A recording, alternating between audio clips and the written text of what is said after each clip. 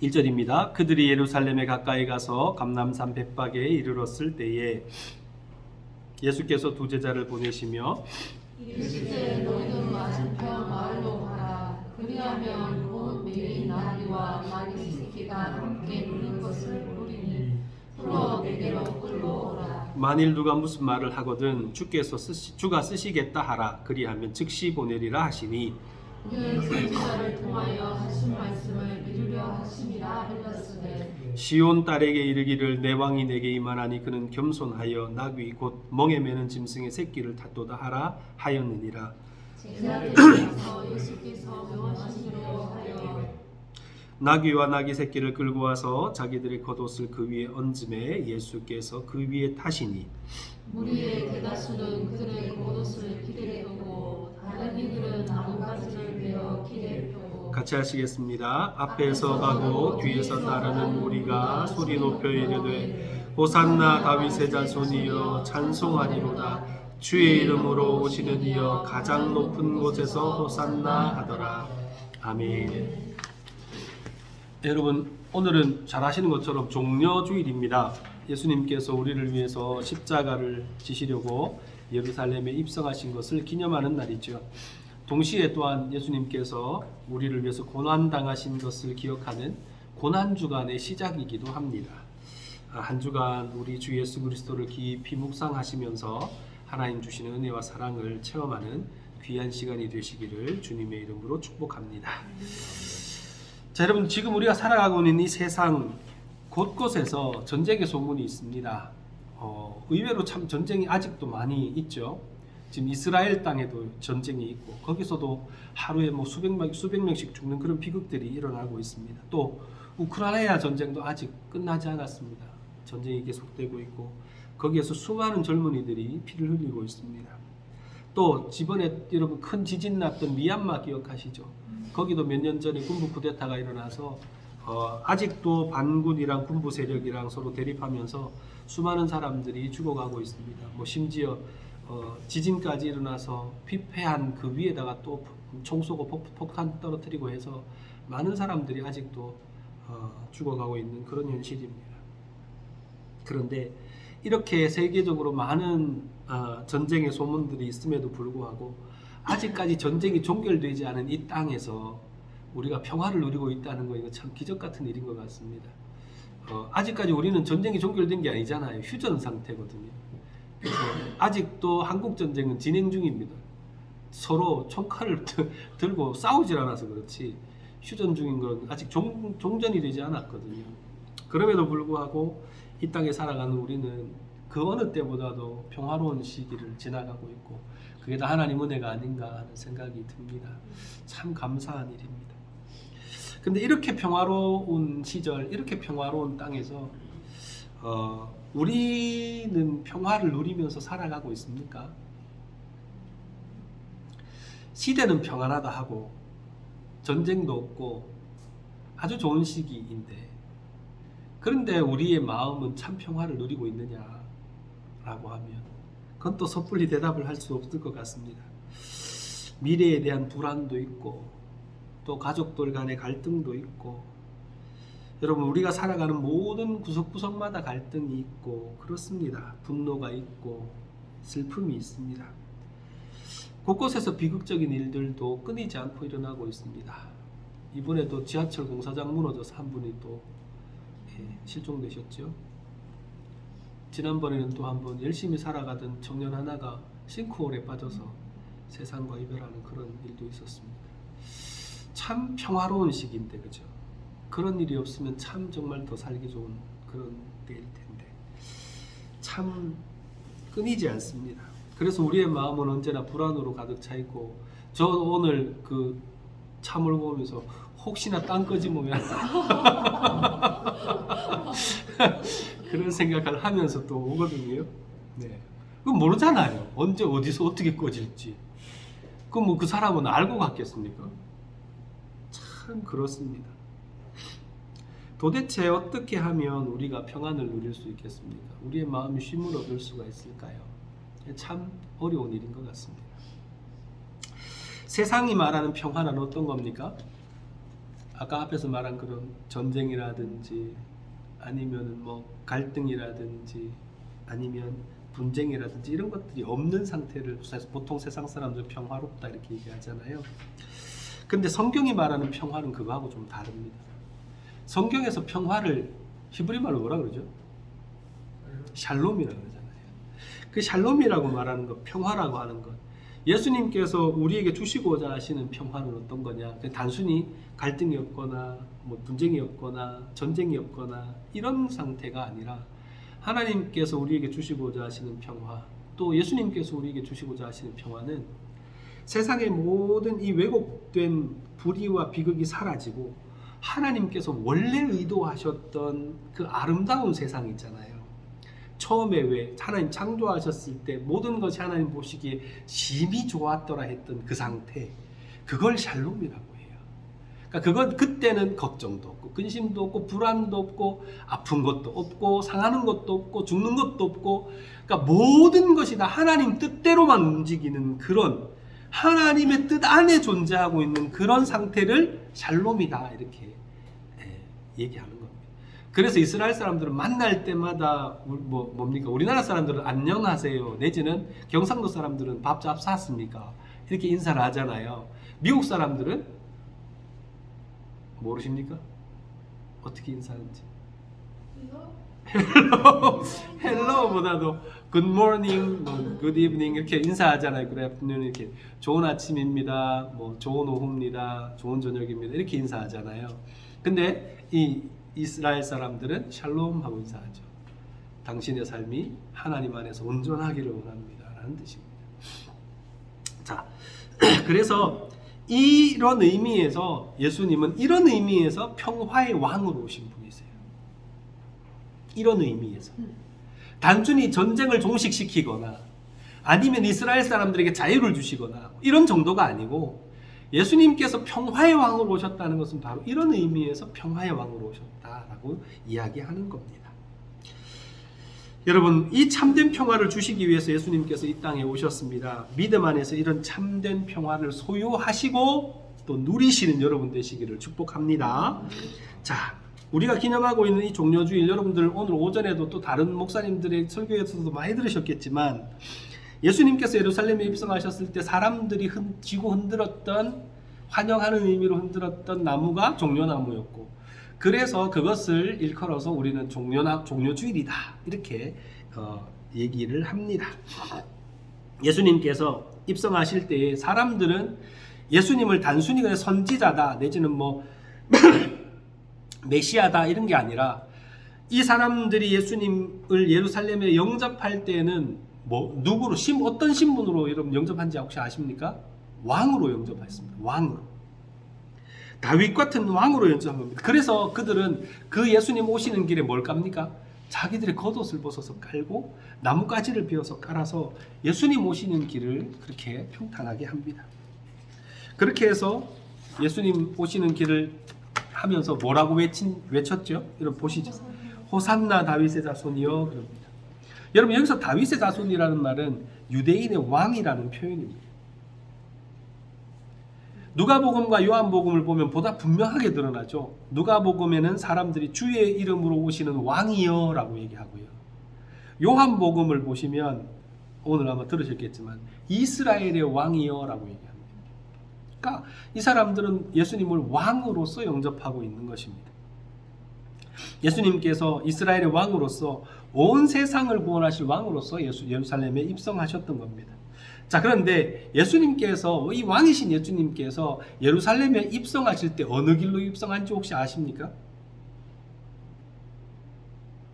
물론 뭐 그 성경에 잘 나타나 있지 않아서 잘 모르실 거예요, 대부분.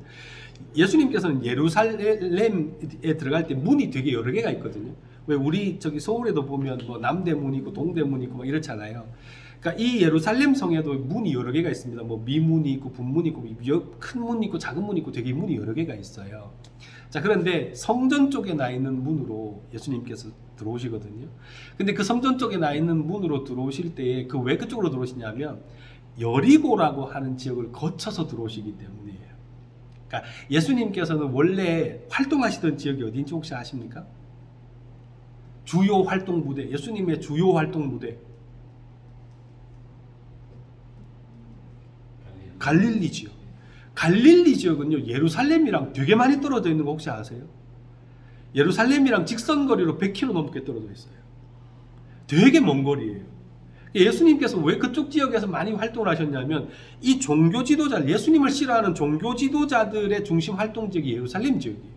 남쪽 유다 지역입니다. 그래서 이 사람들의 핍박당하지 않는 지역, 그 약간 뭐랄까 예루살렘 주변에 사는 사람들은 소위 말하는 그 당시로 하면 1등 국민 이 정도라면 갈릴리는 한 2등 국민, 그 다음에 그 사이에 그 100km 되는 그 거리 사이에 있는 지역이 뭐냐면 사마리아 지역이라 그래서 거기는 개 취급하던 그런 사마리아 사람들이 살던 지역입니다. 그러니까 그 큰 거리를 중간에 앞에 두고 위에서 활동을 북쪽 저 끝에서 활동을 하시다가 이제 예수님께서 십자가를 지시기 위해서 예루살렘으로 내려오시는데 그 100km가 넘는 거리를 내려오실 때 직선으로 못 내려오십니다. 왜냐하면 거기는 사마리아 지역이 있기 때문에 유대 사람들은 그쪽으로 피하거든요. 그리고 사마리아 사람들도 그쪽 지나는 걸 되게 싫어해요. 그래서 예수님은 요단강을 건너가지고 지금 트랜스 요르단이라 해서 요르단 지역, 시리아 지역 이쪽으로 따라서 내려오시거든요. 내려와서 어디까지 오냐면 여리고까지 내려오시는 겁니다. 요단강 따라서. 요단강 따라서 여리고까지 왔다가 여리고에서 다시 서쪽을 향해서 쭉 올라오면 거기가 예루살렘이에요. 그래서 여리고에서 예루살렘 쪽으로 올라오시기 때문에 그쪽으로 들어오시는 겁니다. 반면에 그날 똑같은 날 누가 들어왔냐 하면 빌라도가 들어오거든요. 빌라도도 6월절이 되면 여러분 뭐 합니까? 기억하세요? 죄인을 하나 풀어주는 관례가 있었어요. 그래서 빌라도도 입성을 해요.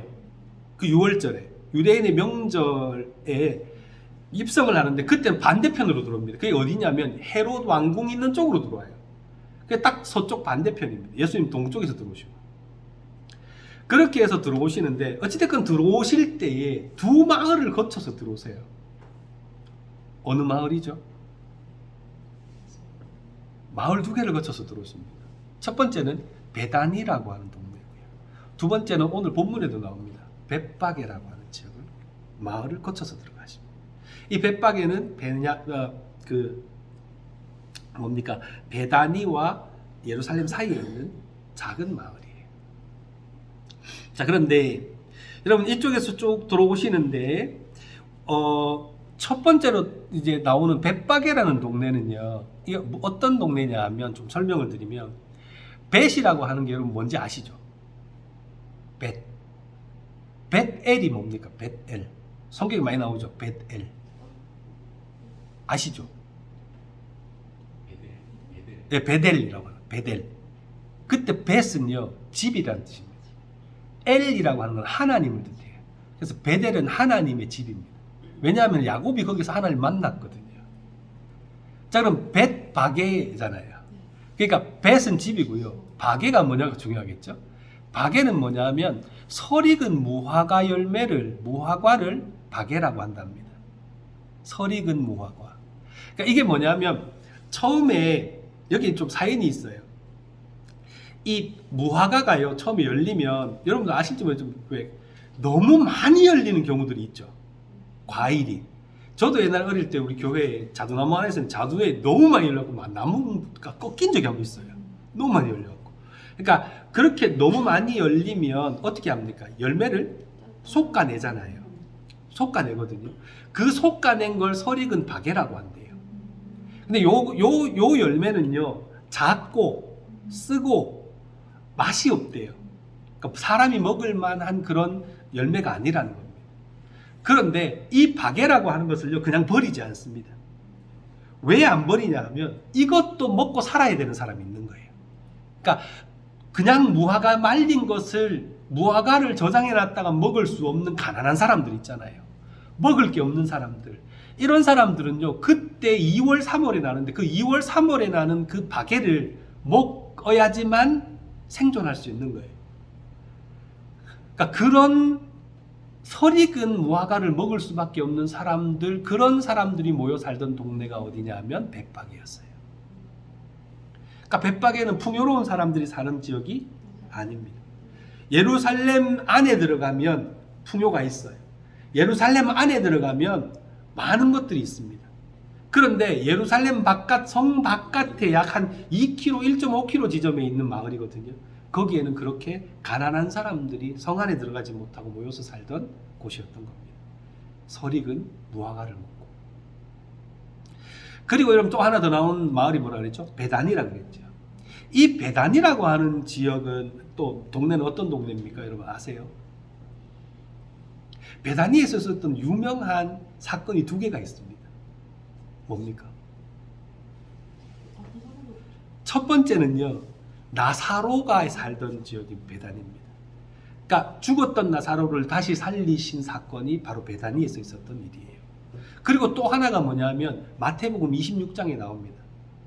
문둥이 시몬이, 나병 환자 시몬이 자기 집에 예수님을 초대해서 잔치를 벌였던 그 집이 바로 베다니에서 있었던 일입니다. 여러분들 문둥병 든 사람 유대 사회에서 어떻게 하는지 아시죠? 그렇죠. 분리시켜 쫓아내버려요. 성 안에서 같이 못 살고 쫓아내버려요.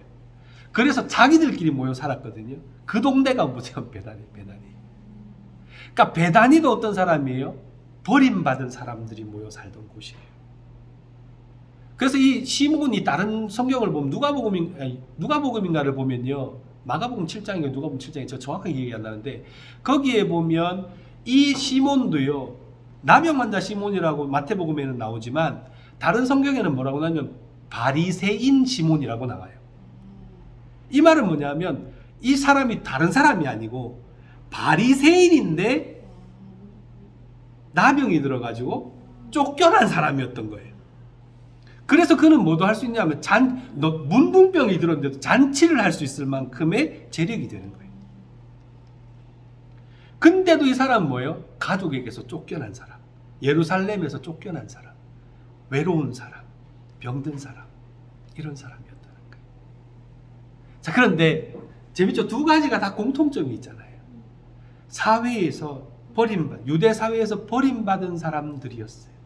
그런데 예수님은 이런 사람들하고 친구였어요. 나사로와도 친구, 둘도 없는 친구잖아요. 나사로와도 친구였고요. 예수님께서 우시는 장면이 나오는데 사람을 위하여 우시는 것은 나사로가 유일합니다. 이런 사람이랑 이런 마을에 예수님께서 같이 늘 지내시던 친한 사람들이 거기 있었다는 거예요. 여러분 다시 말씀드립니다. 예수님께서 이런 그 과정을 통해서 또 여러분 보시면 하나 더 말씀드리면 예수님께서 예루살렘에 입성하시고 난 다음에 그날 밤에 어디로 나오시죠? 예루살렘에서 주무시나요? 아니요. 성 밖으로 나오셔서 다시 베다니로 가십니다. 베다니에서 주무셔요. 왜 그럴까요? 예루살렘 성에 제사장을 비롯한 종교 지도자들이 모여서 예수님을 어떻게 하면 죽일까 논의하고 있었거든요. 그래서 예수님 자기 친구들이 있는 베다니로 가셔서 주무시고 아침마다 예루살렘으로 다시 들어가십니다. 그 4일 동안 하셔요. 자, 이렇게 베다니라고 하는 동네에는 그렇게 예수님의 친한 친구들이 많았고 안전한 곳이었고, 이런 것들을 보면서 예수님이 어떤 분인가를 우리는 알 수 있어요. 아, 예수님 그런 삶을 사셨구나.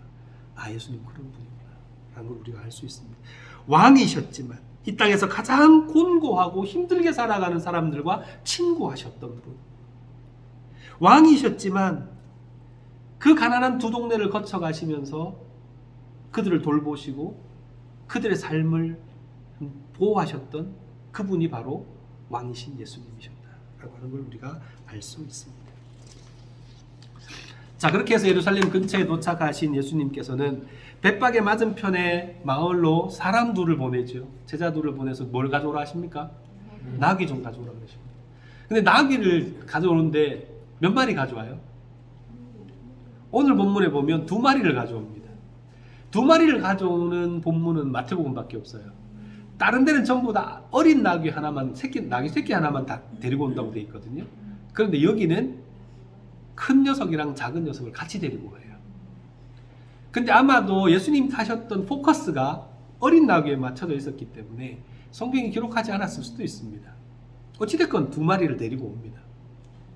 2마리를 데리고 와서 하나는 큰 놈이고 하나는 나귀 새끼였는데 그 나귀 새끼는 어떤 나귀 새끼였어요? 한 번도 사람을 태워본 적이 없는 어린 낙이다 그렇게 기록이 되어 있습니다.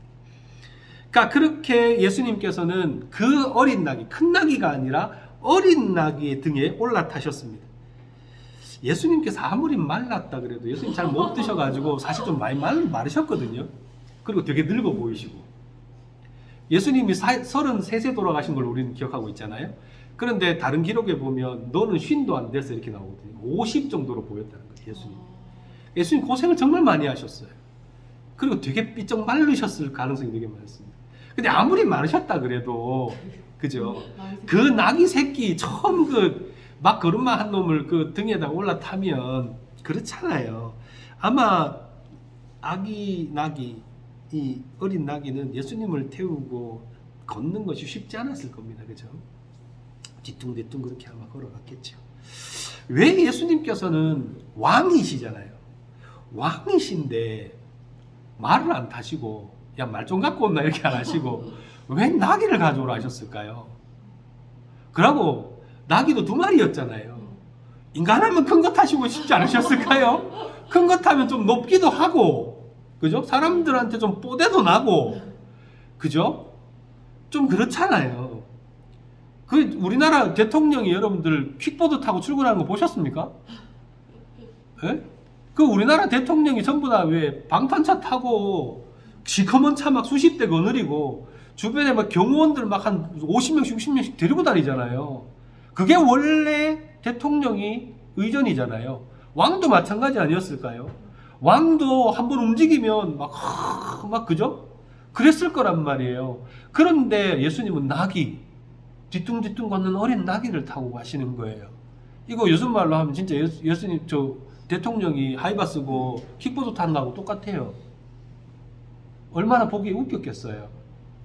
그죠? 근데 왜 그렇게 하셨을까요? 예수님께서 어린 나귀를 타신 이유가 4절에 나와 있습니다. 4절 우리 같이 한번 읽어볼까요? 같이 합니다. 시작. 5절입니다. 5절 죄송합니다. 5절입니다. 시작. 내 왕이 내게 입어나니 그는 겸손하여 나귀 곧 멍에 매는 짐승의 새끼를 탄도다 하라 하였습니다. 그렇죠? 집사님 아까 무슨 말씀하셨죠? 제가 성경에 응한 말씀들이 그렇죠. 말씀에 응하게 하기 위한 거예요. 맞아요. 맞습니다. 이 말씀은요 어디에 나오는 건지 혹시 아십니까? 스가랴서 9장 9절에 나옵니다. 똑같은 말씀이 나와요. 스가랴서 9장 9절의 말씀을 이루게 하시기 위해서 예수님께서 나귀를 타신 거예요. 근데 단순히 말씀을 이루게 하기 위한 것이라기보다 그 말씀의 내용이 중요하겠죠. 그 말씀의 내용이 뭐예요? 왜 어린 나귀를 탄다 그랬어요? 겸손하기 때문에 그랬어요. 겸손하기 때문에. 여러분 잘 아시는 바와 같이 죄송해요. 제가 지금 콧가루 때문에 지금 난리도 아니었어. 예수님 당시 그 지역을 다스리던 나라가 어느 나라죠? 잘 아시잖아요. 예수님 누가 못 박았습니까? 유대인입니다. 네? 유대인.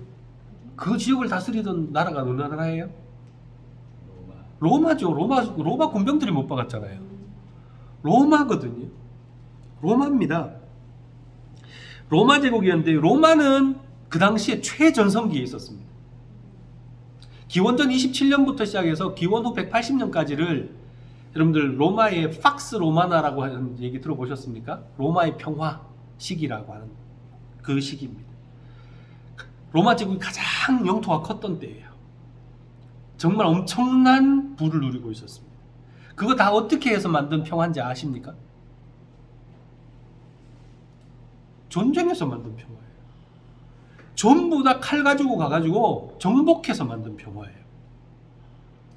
그래서 여러분들 유다의 지역에도 여러분들 전부 다 뭡니까? 그 로마 주둔군이 있었거든요. 백부장 나오고 하는 사람들 전부 다 그 로마 주둔군 얘기입니다. 로마 군인들이 거기에 예를 들어서 그 정복자로 옛날에 왜 일본 사람들 여기 우리나라 정복했을 때 여기다 군대 배치시킨 것처럼 그렇게 로마 군대를 거기다 배치시켜 놨거든요. 유대 땅에도 천부장이 있었습니다. 그러니까 1000명 되는 로마의 군단이 거기 들어와 있었어요. 그렇게 칼로 이루어낸 평화가 바로 로마의 평화입니다. 어느 정도로 여러분들 대단한지 아십니까? 로마는요 그렇게 해서 엄청난 제국을 이루고 엄청난 부를 누렸습니다. 제가 이거 들어봤는데요, 그들이 다스리던 곳에서요 끊임없이 노예가 들어왔대요, 로마로. 그래서 로마에 사는 로마 시민들은요 일을 하지 않아도 됐습니다. 직업 걱정이 없어요. 그냥 가만히 있으면 노예들이 다 해가지고 다 갖다 주고 다 섬겨주고 다 해주는 거예요. 그래서 이 사람들은요 일할 필요가, 평생 일할 필요가 없어요. 태어나서 죽는 그 순간까지 뭐만 하면 놀기만 하면 돼요. 그리고요 이 사람들은 어느 정도냐면 세금도 안 냈어요. 유대인들은 많은 세금을 냈거든요. 아시죠? 그래서 제일 유대인들이 싫어하는 직업이 뭐예요? 세리. 그 세리가 뭐 하던 건데요, 로마에 세금 걷어가 갖다 바치던 사람들이에요. 그러니까 그 세금으로 로마가 돌아가고 로마 시민은 세금을 안 내도 돼요. 세금 없는, 그럼 세금 없는 세상 대단하지 않아요? 좋지 않아요? 세금 없었습니다. 그리고요 이 사람들은 일할 필요가 없었기 때문에 맨날 소일거리를 하는 게 놀아야 되잖아요. 그러니까 놀거리를 다 누가 제공하냐면 나라에서 제공해 줍니다. 그게 뭡니까? 콜로세움에서 여러분들 칼 들고 왜 검투사들 막 그거 하고 하는 거 있잖아요. 그거 왜 만들었냐면 맨날 놀아야 되는데 놀거리가 없잖아요. 그래서 놀으라고 해준 거예요.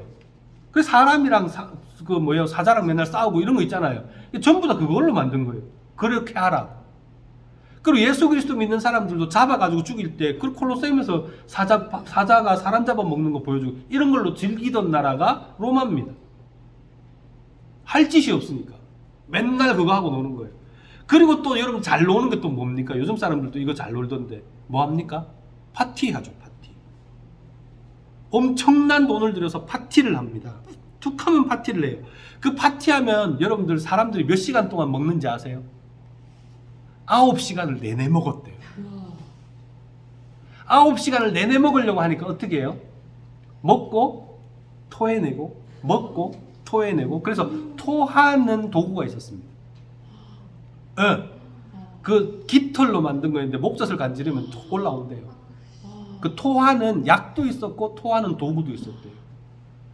그래서 한쪽에 여러분들 예수님 시대에 어떻게 먹는지 아시죠? 이렇게 누워서 먹잖아요. 로마인들 이렇게 누워서 먹었거든요. 그리고 토할 때는 옆에다가 저기 통 놔두고 토하고 누워서 또 먹고 또 토하고, 이 짓을 언제까지 하면 9시간을 해요. 9시간을 한 번 하면. 보통 사람들 연봉이 한 500에서 1000 돈 단위가 있어요. 뭐 달러라고 합시다.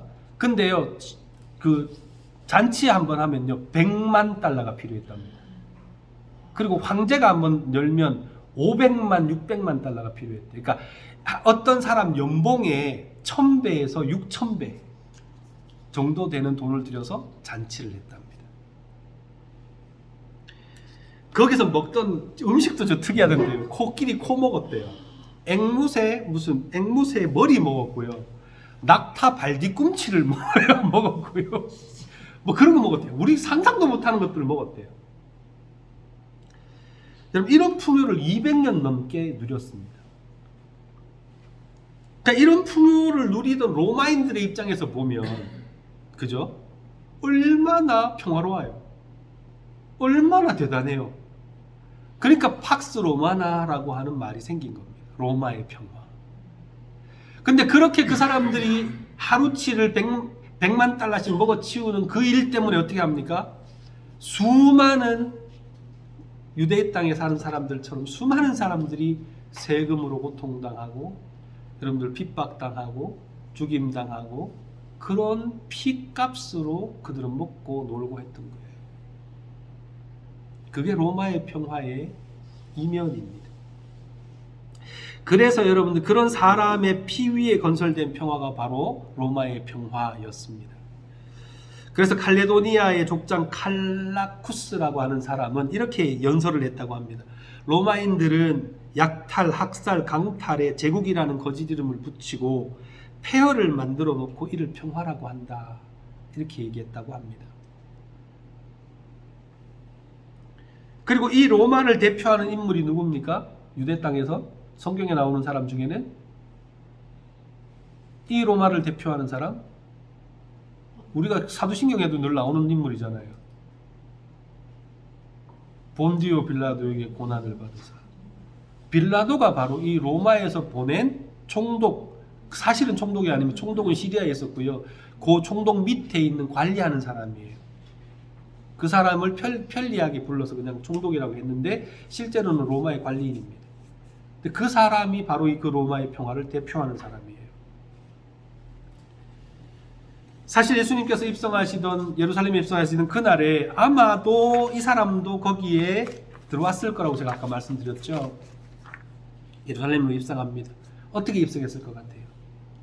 큰 말을 타고 황제의 표시를 앞세우고 수많은 경호원들을 대동하고 그 길을 갔을 겁니다. 위풍당당하게.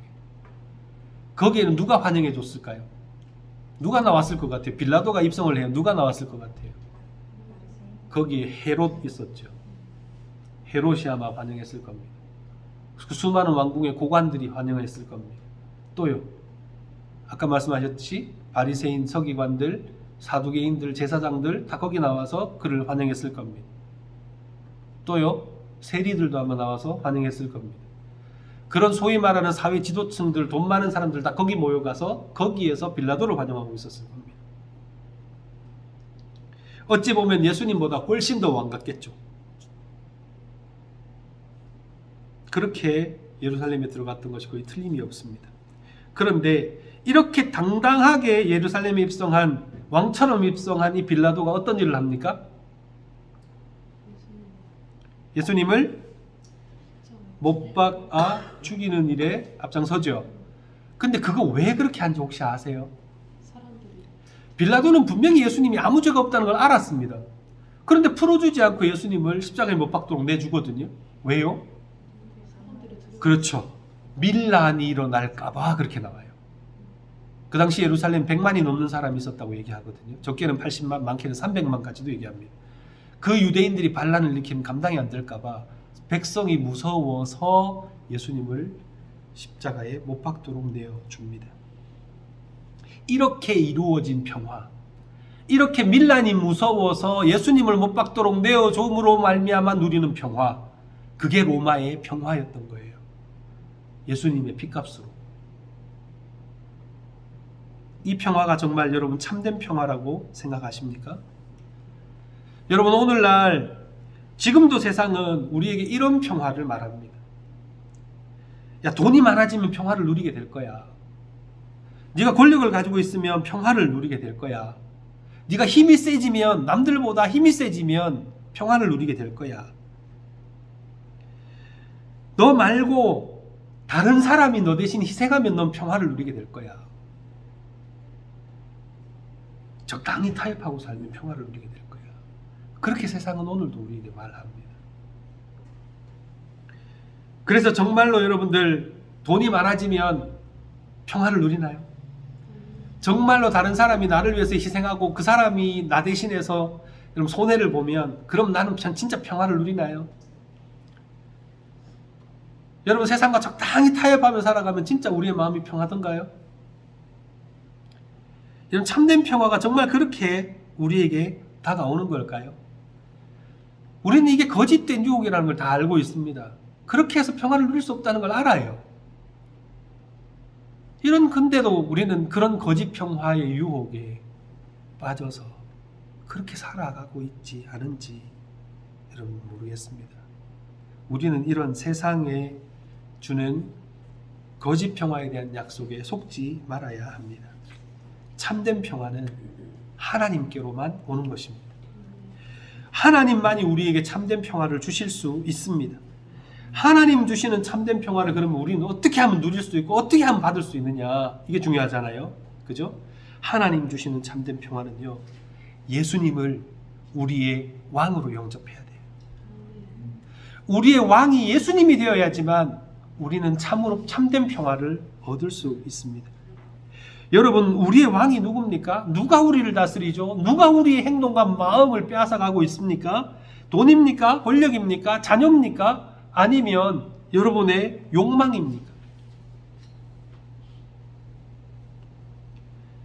우리의 왕이 나의 욕망일 때 우리는 절대 평화를 누리지 못합니다. 우리의 욕망이 채워진다고 해서 평화를 누릴 수 있나요? 잠시죠. 여러분, 우리의 욕망은 채워도 끝이 없기 때문에 우리는 평생을 그 욕망의 노예로 살아가면서 그것을 쫓아 살아가고 있습니다.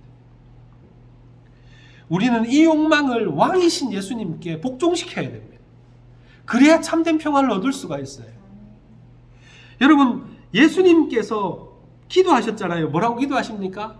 아버지, 내 뜻대로 하지 마옵시고 아버지의 뜻대로 되기를 원합니다.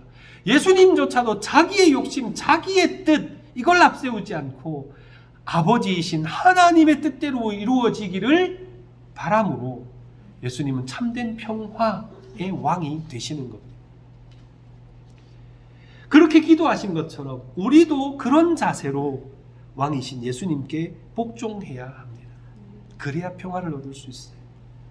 또 여러분, 참된 평화가 없는 이 땅에서 참된 평화를 누리기 위해서 우리가 할 수 있는 것, 그것은 하나님께 부르짖는 겁니다. 예수님께 부르짖는 겁니다. 유대인들은 예수님께 뭐라고 부르짖었죠? 호산나라고 부르짖었습니다. 호산나가 무슨 뜻이죠? 아시죠? 많이 들어보셨잖아요. 호산나가 무슨 뜻입니까?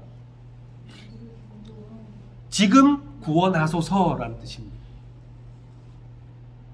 호산하는 게 구원하소서라는, 호세아, 여호수아, 예수 전부 다 똑같은 의미입니다. 구원하소서라는 뜻이고 나라고 하는 게 지금이라는 뜻입니다. 지금 구원해 주십시오라는 뜻이에요. 여러분, 당시 로마는 풍요를 누리고 있었지만 유대인들은 로마의 압제, 그리고 헤롯 대왕의 폭정, 그리고 종교 지도자들의 압박에 시달리고 있었습니다. 툭하면 죄인이라고 정죄받았고, 툭하면 여러분들 헤롯 대왕이 여러분 그 건축왕이거든요. 건설한 대왕입니다. 그래서 뭔 일만 있으면 데려다가 일을 시켰어요. 백성들이 얼마나 고달했겠어요. 거기다가 로마가 들어와서 여러분들 그 사람들에게 세금으로 다 빼앗아가고 말 안 들으면 죽이기도 하고 그렇게 여러분들 압제하고 있었습니다. 그런 상황 속에서 유대인들이 메시아를 그렇게 기다렸던 거예요. 그래서 예수님 오시니까 호산나라고 외쳤던 거예요. 지금 구원해 주십시오. 지금이 너무 괴롭고 힘든 거예요. 지금이라는 시간이 악몽 같은 시간인 거예요. 그래서 지금 구원해 주십시오. 지금 당장 우리를 구원해 주십시오라고 부르짖고 있었던 겁니다. 그런데 그들의 그 부르짖음은 사실 헛된 것이었습니다. 왜였을까요?